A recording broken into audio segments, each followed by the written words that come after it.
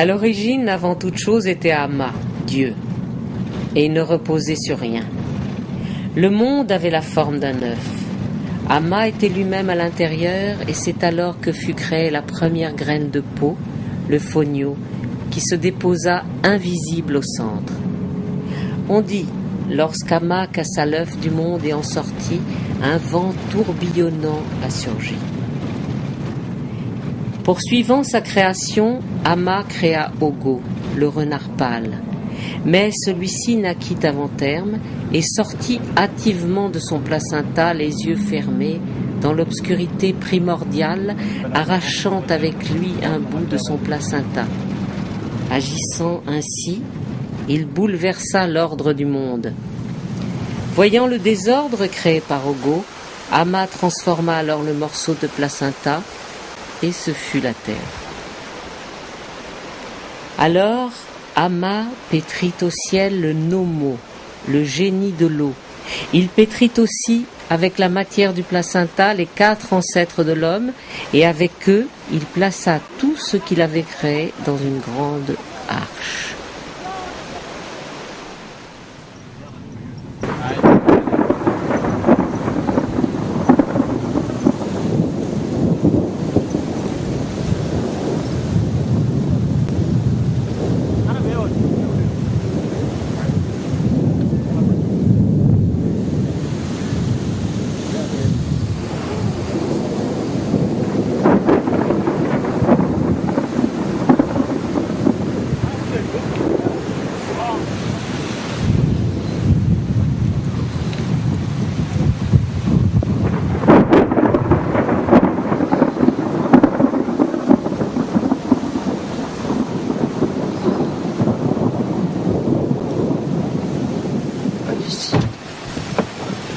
Allez. L'arche descendit dans le froid et l'obscurité, seulement guidée par Sirius, l'étoile du Sigi, Sigitolo. Tous les êtres qui se trouvaient sur l'arche furent déposés sur la terre. Lorsque l'arche fut vidée, Amma fit remonter au ciel la chaîne qui la maintenait, puis il referma le ciel. Les hommes qui avaient vu briller Sigitolo pendant toute la descente assistèrent alors au lever du premier soleil, qui dès ce moment éclaira l'univers. Depuis, tous les 60 ans, les Dogons revivent leur arrivée sur la terre, ils célèbrent le Sigi, l'invention de la parole et de la mort.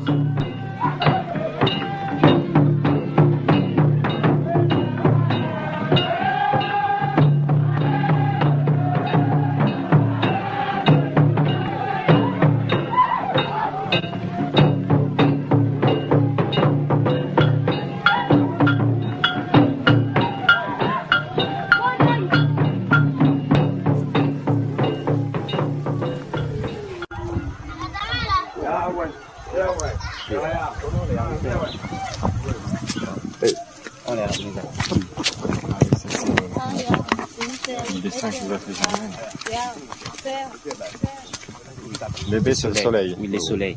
Oui. Et les cailloux sont les étoiles. Lesquels cailloux alors? Les cailloux que vous voyez là. Tous les cailloux qui sont autour. Oui. Et à côté de l'ébé, il y a Sigitolo?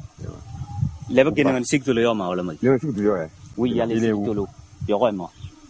De moi là. Hein? Ici. 210 degrés.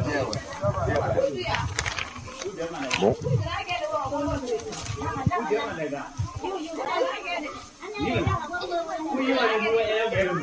C'est les Dogons. L'étoile Sirius, c'est l'étoile Sigitolo, c'est-à-dire l'étoile du Sigi. Oui, c'est bien exactement. Ça. Mais alors, en fait, quelle est pas autre chose. Oui. N'est-ce pas? C'est l'étoile du Sigi. Oui. Mais en même temps, c'est aussi important au point de vue symbolique que le soleil. C'est 2 soleils ensemble.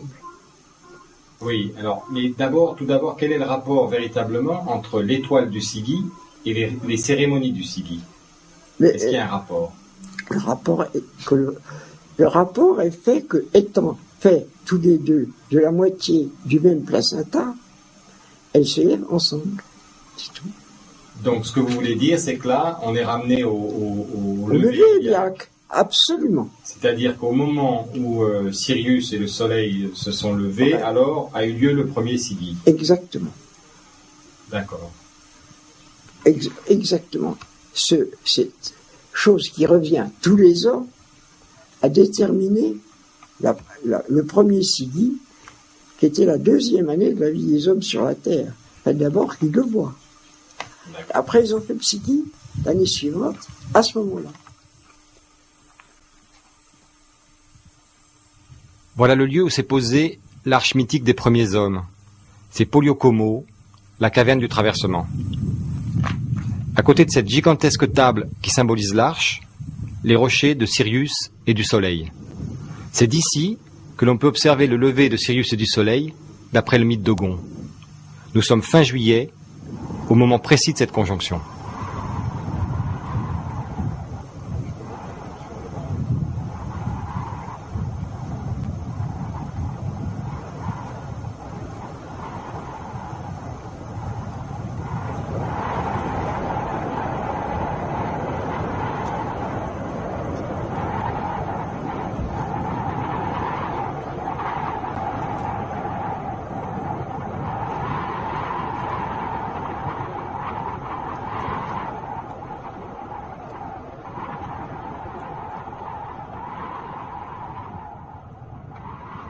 On va placer la caméra au point d'observation que nous a indiqué Pangaledolo, c'est-à-dire au milieu de l'arche. Et pour essayer de capter le lever des astres au-dessus de l'horizon, on va prendre une image à peu près toutes les secondes, de façon à aller jusqu'au lever du jour et voir le mouvement des astres et surtout l'endroit d'où ils surgissent de l'horizon. On a les deux rochers, à droite c'est celui de Sirius, le plus petit, et à gauche celui du Soleil, le plus gros. Et donc on va essayer de capter cette montée des étoiles. On voit déjà Rigel, l'étoile la plus brillante d'Orion, au pied du colosse d'Orion. Voilà les trois étoiles du baudrier qui donnent approximativement la direction d'où on attend Sirius. Et voilà, Sirius est déjà sorti, elle est sortie juste au-dessus des nuages. De l'autre côté, on voit Vénus. Et juste après Vénus, le Soleil se lève à l'horizon, pratiquement exactement dans la direction du rocher, et c'est le lever iliaque de Sirius. Le lever de Sirius juste avant celui du Soleil. On a discuté pendant très très longtemps sur la mythologie d'Ogon, la cosmogonie d'Ogon. C'est des choses assez théoriques, on pensait que c'était une représentation purement symbolique, et il se trouve qu'on est là en face d'une véritable observation. Les rochers sont de véritables repères astronomiques. Nous avons donc désormais la preuve que des hommes isolés dans cette région de l'Afrique, des astronomes d'Ogon, avaient déjà érigé il y a plusieurs siècles un véritable observatoire astronomique. Nous sommes Germain là devant nos amis, les premiers hommes créés, les ancêtres, qui viennent de voir le soleil qui se lève. C'est le premier jour du monde. Et ils font ça plusieurs jours de suite, jusqu'à ce que le temps écoulé prouve que ça recommencera, qu'il n'y a plus de problème et que définitivement le soleil les éclairera. Donc ils ont appris ici que le soleil allait revenir le lendemain. Ils sont revenus le lendemain pour voir si ça recommençait. Ils sont venus pendant 5 jours, 4 jours ou 5 jours. 4 jours. 4 jours, c'est oui. Le 4e, c'était fini, on était tranquille. Alors, la seule chose que je demande maintenant, pendant ce temps, l'antilope courait pour garder la marche du soleil contre les attentats et risquer le renard qui toujours essayait de rattraper son placenta. L'histoire est splendide, l'histoire de l'antilope pourrait être continuée pendant très longtemps, une très belle histoire, et qui est toujours associée au soleil. Et c'est le premier interdit totémique des logos. Alors maintenant, il paraît que d'autres représentations suivent. Donc notre ancêtre, ce sont certains animaux qui sont sortis de l'arche et qui ont joué tout de suite un rôle. Terre, eau, eau ou terre. Anguguru, Kirou. Anguguru là. Kirou là. Voilà. Et qui Ça, c'est la c'est tortue ça. de la terre et la tortue Merci de l'eau. beaucoup, je vais écrire ça immédiatement.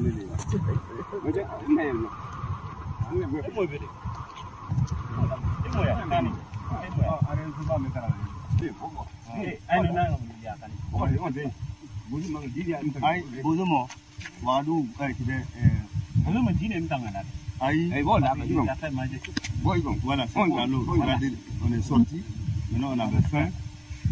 Sinon, faut Mandeng. Laisse on a quitté au Mandeng. Non, Aïssa. Ouais, il a dit. Kida Wela. Oh. Wadu Goma Jago, ya Mandeng Wakademi Gogo. Jago Gogo, Amele Bozo Bele. Nous sommes des frères. Ouais.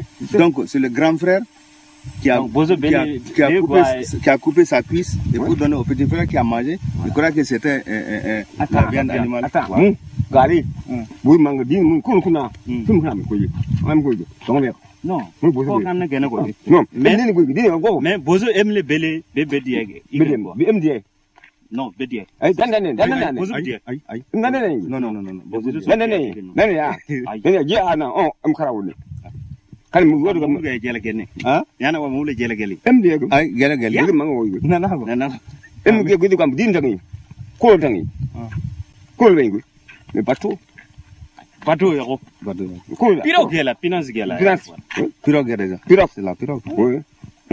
là-bas maintenant que, avec les Dogons et les Bozos, on ne peut pas se marier. Donc, il y a quelque chose entre nous. Donc, le Dogon a dit que tout type qui va marier une femme bozotte, que la terre le mange. Donc, même si c'était en plein midi, et que si un Dogon se couche avec une bozo, c'est fini. Il meurt sur place. Ah si, l'histoire est là. Voilà. Donc, ce sont des histoires très longues.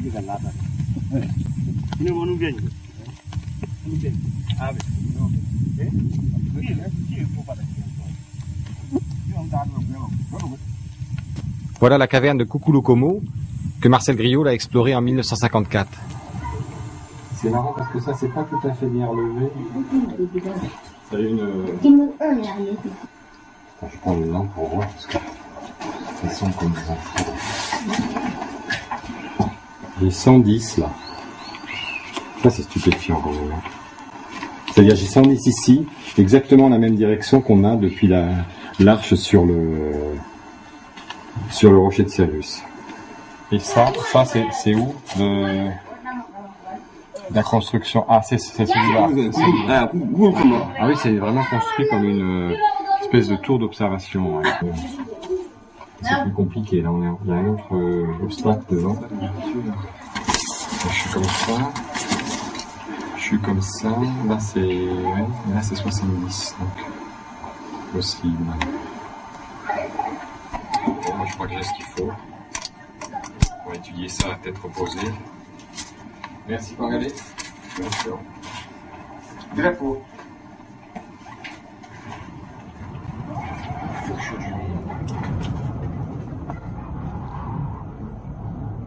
C'est clair, je me suis mis là où Griault l'a mis l'observateur. La pierre, effectivement, est comme ça. Tu te mets là tu as un trou parce que la caverne s'ouvre entre deux rochers. Le milieu de ça, qui est relativement naturel de se mettre comme ça, c'est la direction de Sirius. Donc on n'a pas à se forcer du tout de le... Tu vois. On n'a pas.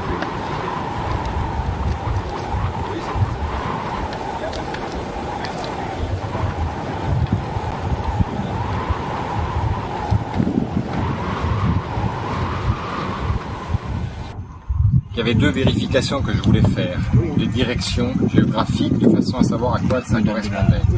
Il y a de la pierre, de l'endroit où Griault l'a marqué la position de l'observation. Il y a une ouverture dans la caverne et le milieu de l'ouverture correspond à la direction de Sirius.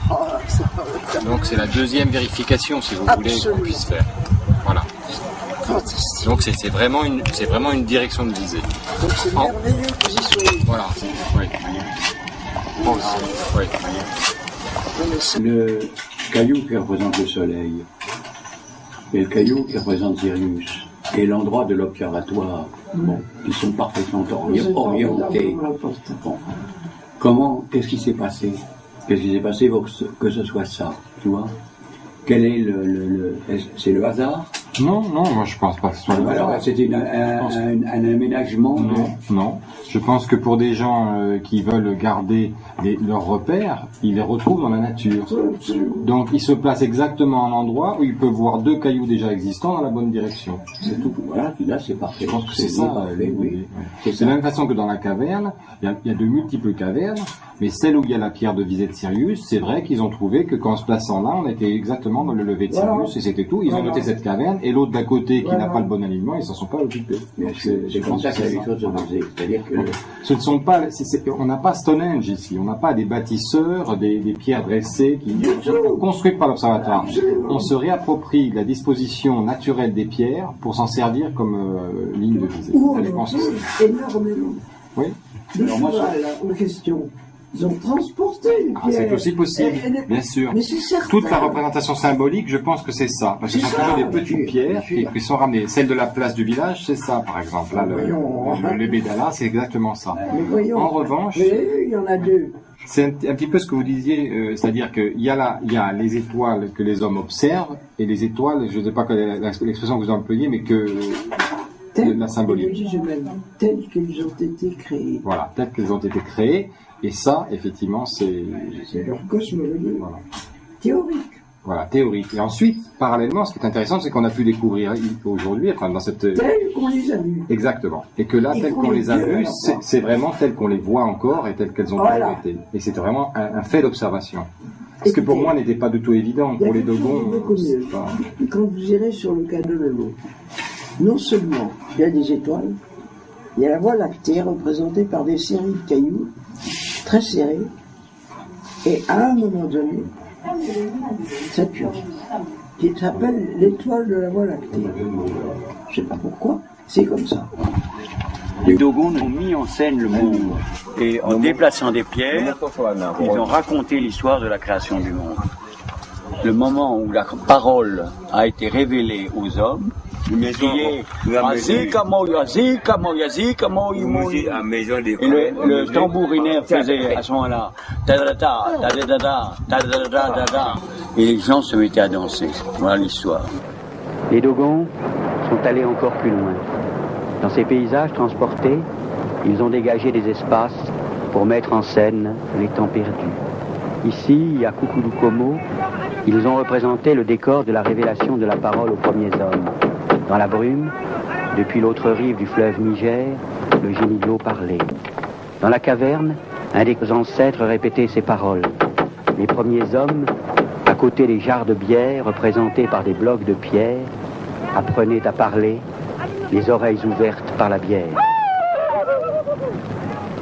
Derrière, le Gogon, le premier griot, scandait les paroles sur un tambour de pierre. Ce fut le premier Sidi.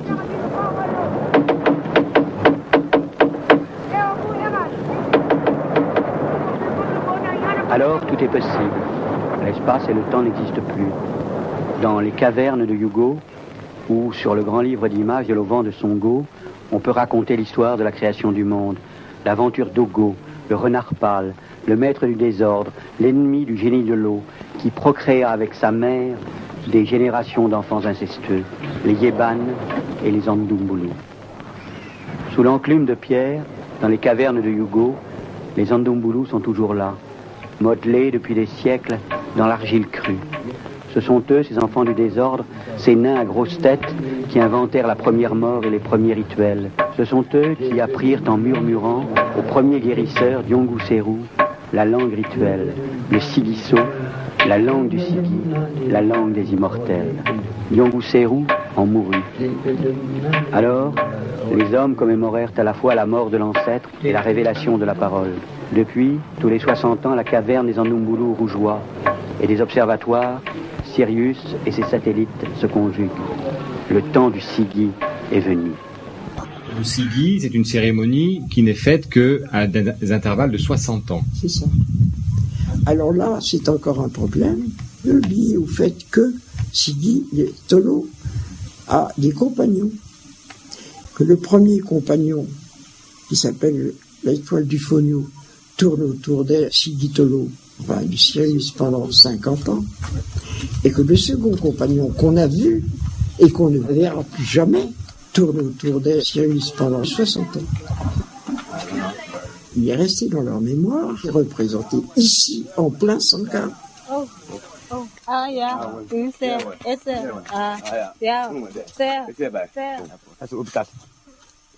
Les Dogons parlent du compagnon de Sirius. Alors, la question est de savoir comment ont-ils pu avoir une connaissance de quelque chose qui n'a pu être découvert que, effectivement, avec les plus grands instruments, même du siècle dernier, alors que eux n'observaient qu'à l'œil nu. Cette étoile du Fonio, qui est le premier compagnon et qui existe a éclaté. Ah, ça, c'est l'autre partie absolument passionnante. Elle est représentée, éclatée. Là. Il n'y a qu'à voir. Elle est sur des pieds et elle émerge. Et cette étoile est une des étoiles les plus fantastiques qui étaient découvertes à la fin du siècle dernier. Il a fallu d'ailleurs pour ça qu'on mette en service une des plus grandes lunettes du monde qui était aux États-Unis et qui a découvert que l'étoile à côté de Sirius était une étoile assez microscopique puisqu'elle a la taille approximativement d'une planète et la masse d'un soleil. Ces étoiles qu'on a appelées par la suite des naines blanches sont des étoiles extrêmement denses et qui sont produites par l'explosion d'une étoile antérieure qui existait, qui a fini sa vie et dont ne reste que le cœur qui est, donc constitue cette matière extrêmement dense. Essayez de comprendre ça. Tout ce contenu, symboliquement réparti partout, est en même temps, à la fin, concentré dans une étoile qui en est le témoin. Moi, je trouve ça super. Oui, c'est d'autant plus... Enfin, si on veut trouver un parallèle avec la science, c'est intéressant, puisque on sait maintenant que tous les atomes dont nous sommes faits sont fabriqués par les étoiles. Et donc, cette étoile qui reste est vraiment le condensé de ce qui est fabriqué. Condensé de la vie. Voilà. Et je crois que si vous voulez... Et la multiplicité des espèces. Et sans les étoiles, il n'y aurait uniquement que de l'hydrogène et de l'hélium, ce qui serait totalement insuffisant pour former tout ce que nous sommes. Donc c'est très intéressant. Et ce qui reste sur l'étoile naine blanche qui est autour de Sirius, c'est vraiment le condensé de tout ça. C'est formidable. Ben, oui, c'est un parallèle tout à fait. Je vous jure que c'est ça. C'est ce que je sais, c'est ce qui est publié. Et ce que je sais encore mieux maintenant, à cause de toutes les choses que j'ai pu faire. Jamais ça n'a été plus net que cette histoire-là. C'est ça qui est impressionnant parce que il faudrait penser que les Dogons eux-mêmes aient réussi à assimiler complètement toutes ces connaissances si elles étaient venues de l'extérieur pour vous les retransmettre. Donc ce qui est un peu compliqué quand même. Mais tout. Non, mais on est obligé de considérer toutes les hypothèses. On est obligé de considérer toutes les hypothèses parce que c'est suffisamment troublant pour que... Vous pouvez les faire, moi j'adore ça. J'aime bien.